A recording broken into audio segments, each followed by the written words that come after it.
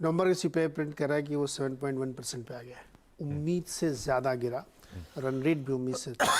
और उसके इंटरनल्स में अगर आप जाके देखेंगे तो वो सर्विसेज हों, गुड्स हों, वो सारे नीचे आए हैं, जो कि जो बाज़ार को पसंद आ रहा है। कि पहले क्या होता था कि एक पार्ट गिर गया, मतलब कमोडिटीज़ के दाम बहुत तेज़ी से गिरे तो वो नीचे आ गया, लेकिन सर्विसेज नहीं गिरती थी।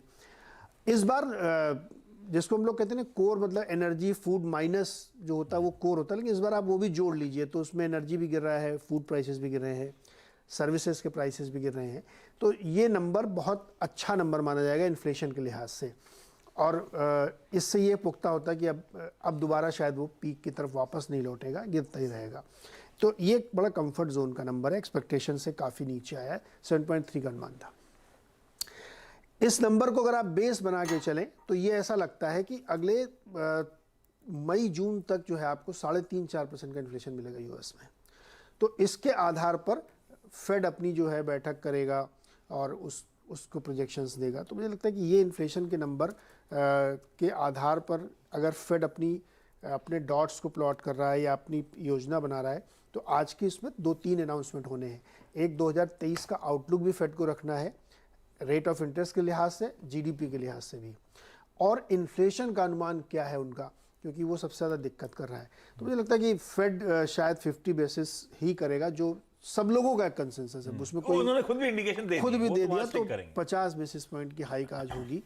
इसके बाद एक और हाइक हो सकती है, क्या 25 बेसिस पॉइंट की होगी, ये डिबेटेबल है, या 50-50 की होगी, ये अभी किसी को पता नहीं, क्योंकि वो कहाँ पे जाके रुक जाएंगे और फिर उसके बाद प्लेटो होगा, तो ये भी अंदाज़ा लगाना मुश्किल है। इसमें एक चीज़ मैं ये कॉशन के तौर पे जोड़ना चाहता हूँ। देखिए, अभी जो इन्फ्लेशन गिर रहा है वो क्या गिर रहा है? फूड गिर रहा है, एनर्जी गिर रही है, और एक्स्ट्रा सर्विसेज की कीमतें जो बढ़ गई थी वो गिर रही हैं। लेकिन जो सर्विस इन्फ्लेशन होता है वो बहुत स्टिकी होता है, वो लंबे समय तक चलता है। इसलिए जो ये मैं कह रहा हूँ 3.5-4% तक आ जाएगा, मई तक आ जाना चाहिए अगर इसी रफ्तार से गिरता है। उसके बाद नीचे लाना बड़ा मुश्किल होगा। क्यों मुश्किल होगा? क्योंकि फूड प्राइसेस नीचे आ गए, ठीक है, एनर्जी नीचे आ गया, ठीक है, लेकिन जो सर्विस की कीमतें बढ़ गई, क्या एयरलाइंस के टिकट के दाम घट जाएंगे क्या? जो कि नेक्स्ट टू इम्पॉसिबल है। क्या जो आप अपने घर में प्लम्बर को बुलाते हैं उसकी सर्विस चार्जेस घट जाएंगे क्या? मुश्किल है। आर्ली जो वेज है आपको वो घट जाएगा क्या? मुश्किल है। इसलिए वो जो स्टिकीनेस आएगी 4% इन्फ्लेशन पे, उसको कैसे कम करेंगे, या तो ये अपना 2% वाला जो टारगेट है इसको ऊपर कर लें थोड़ा, वहाँ पे एक मुश्किल आएगी। तो ये मैं आज इसलिए आपको कर रहा हूँ 3 महीने 4 महीने आगे की बात, क्योंकि आज उसका प्रोजेक्शन आपको मिलेगा, क्योंकि फेड की इस बैठक में वहाँ तक के अनुमान दिए जाएंगे। तो एक इंटरेस्टिंग ये है। दूसरा, 3 महीने बाद आप चाइना को पूरी तरीके से ओपन अप देखेंगे तो क्रूड बढ़ता हुआ दिखेगा आपको, कमोडिटी प्राइसेस बढ़ते हुए दिखेंगे आपको, तो वो भी तो ग्लोबली इन्फ्लेशन का एक कारण बनेगा।